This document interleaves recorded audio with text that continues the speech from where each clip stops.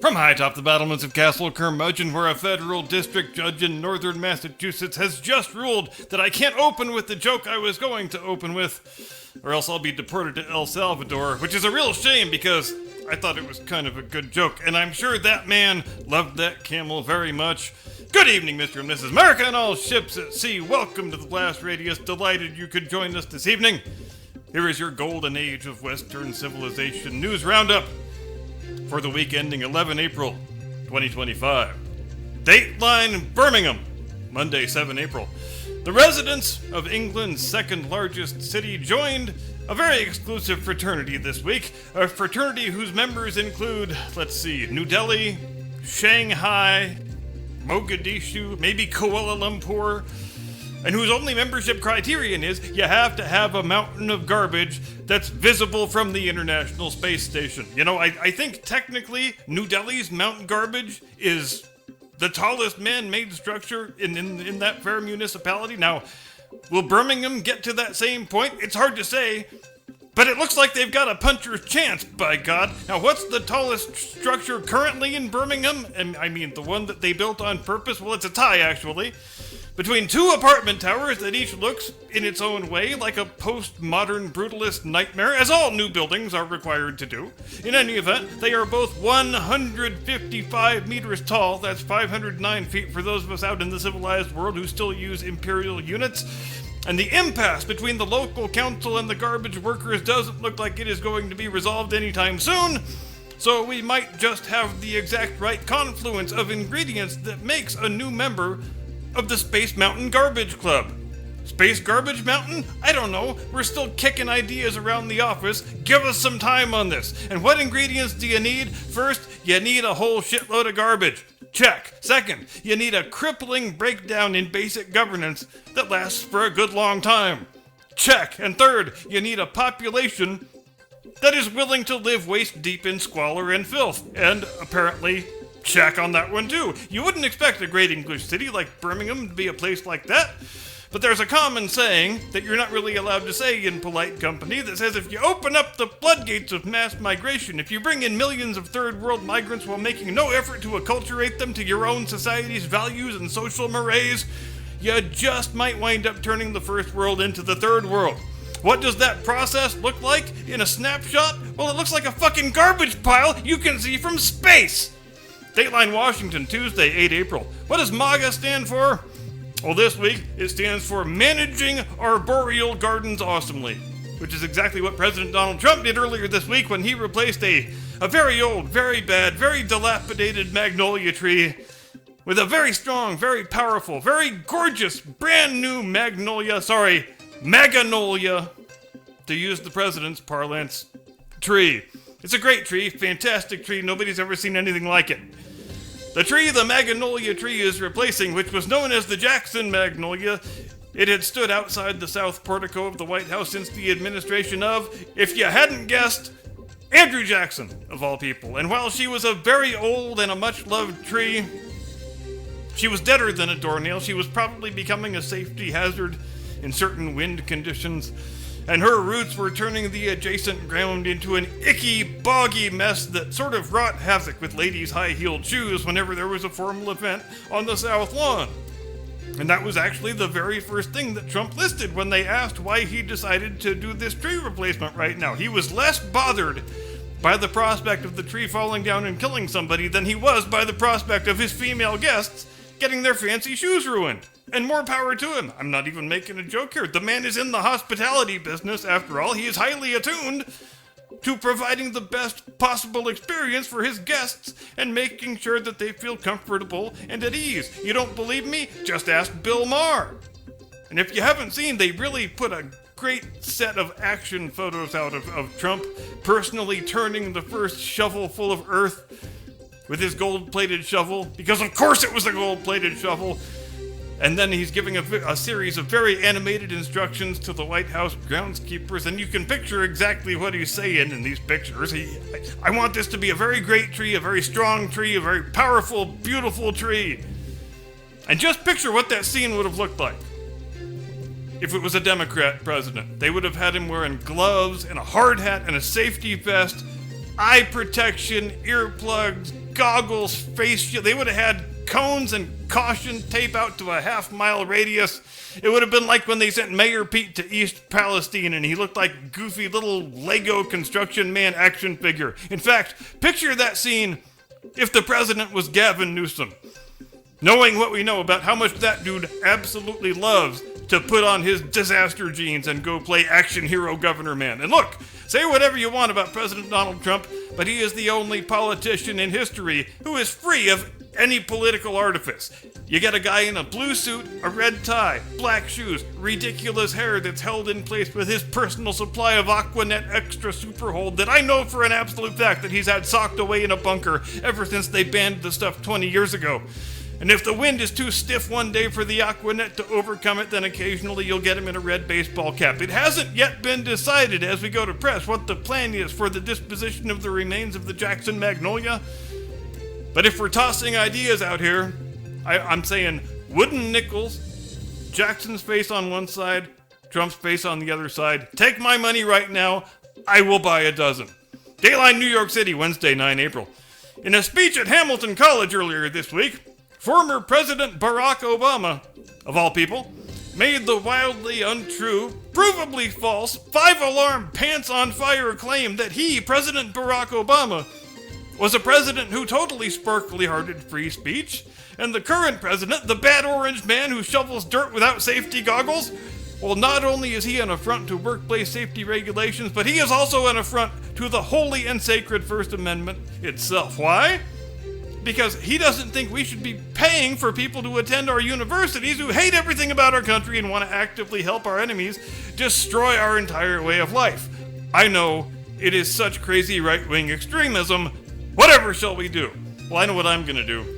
I am fixing to dust off my trusty Barack Obama impression, by God. So here it is directly from the horse's mouth. Quote, I'm more deeply concerned with what a federal government that threatens universities if they don't give up students who are exercising their right to free speech.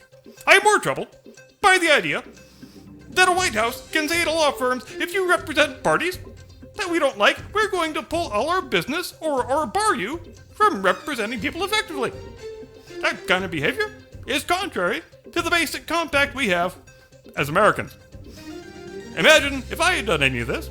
Imagine if I had pulled Fox News' credentials from the White House press corps. But you're laughing, but no, that's what is happening. End quote.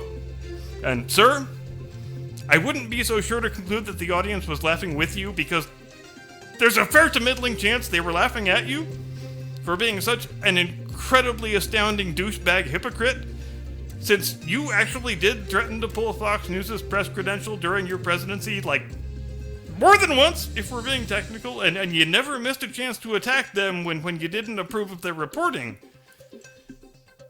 And you know what? You would have been perfectly within your rights to do that. No news organization is automatically entitled to a seat in that briefing room, much less to a suite of rooms in the West Wing. How about let's end the argument right now and agree that the president gets to decide who has a seat in that room and nobody gets to bitch about it.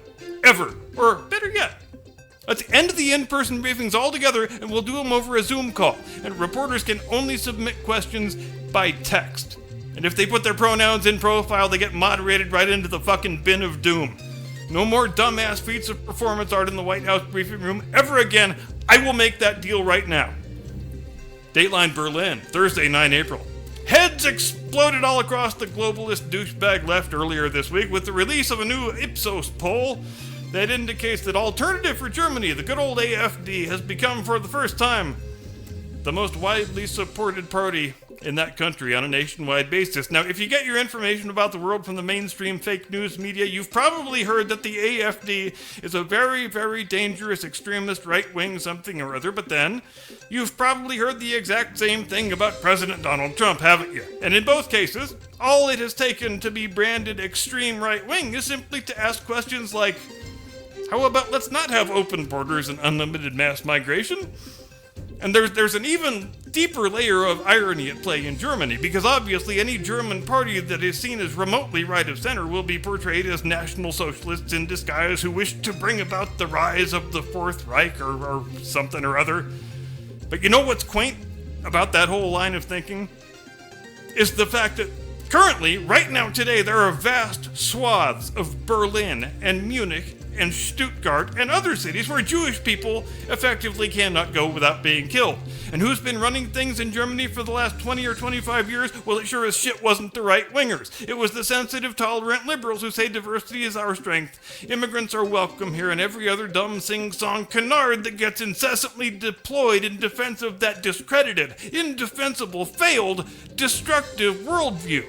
Now, for a long time, AfD has been the leading party in the states that comprised the former East Germany, which stands to reason, because those guys have got an even rawer deal out of the whole globalism thing and the open borders thing than the rest of their country has. They were only given 25 years to recover from communism before they received the wondrous gift of open borders that they never asked for. When your society is already struggling to recover from a half-century-long trauma, and then you tell it to absorb millions of third world migrants when things already aren't that great for the people who are from there? Does it stand to reason that perhaps an anti-mass migration party might have fairly broad appeal for reasons that don't have anything to do with racism or xenophobia? Because by all appearances, the western part of Germany is starting to come around to thinking what they have been thinking in the eastern part of Germany for quite some time now. And maybe there is no ism or phobia that's got any damn thing to do with it. Maybe people would just like sensible governance that affords them an even shake and a fair shot in life. I know, I'm talking crazy. I'll stop now. Dateline Washington, Friday, 11 April. Homeland Security Secretary Kristi Noem, while taking a well-earned break from dressing up as DHS Barbie, encouraged all Americans this week to go out and get a real ID before the 7th of May, or you will not be able to go on an airplane or inside a federal building or any number of other things. And I guess this announcement functions also as a sort of fun thank you note to our state governments for making our driver's licenses and ID cards so completely worthless as identity documents that we might as well have gotten them out of a fucking Cracker Jack box. Last time I got pulled over, I hand my license to the cop. He says, "Okay, who are you really?" I said, "How many lifelines do I have left? Can I phone a friend? Because if not, I'll do multiple choice." Now, you remember that old internet meme from about 20 years ago?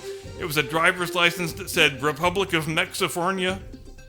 I'm pretty sure that thing functions now as an actual California identity document, if I'm not... I think Juan Valdez and his trusty borough both used that thing to get free health care and housing, if I'm not mistaken. But all joking aside, how about let's ask the only question that matters? If our standard state-issued driver's licenses and IDs are so functionally worthless as identity documents that we can no longer use them to gain access to a commercial airline flight or a VA building, why can they still be used for purposes of voter registration? Oh darn, have I gone and said the quiet part out loud again? Because when you start giving out driver's licenses to illegal aliens and all you require for proof of identity to register for voting is a driver's license and a utility bill, I feel like your object is to get lots of illegal aliens onto the voter rolls. In fact, I see no other possible reason for doing that. Let's not pretend it's about public safety. Nobody here was born yesterday. You created a set of circumstances that facilitated illegal aliens registering to vote because you wanted illegal aliens registering to vote, because you think it helps your party win elections.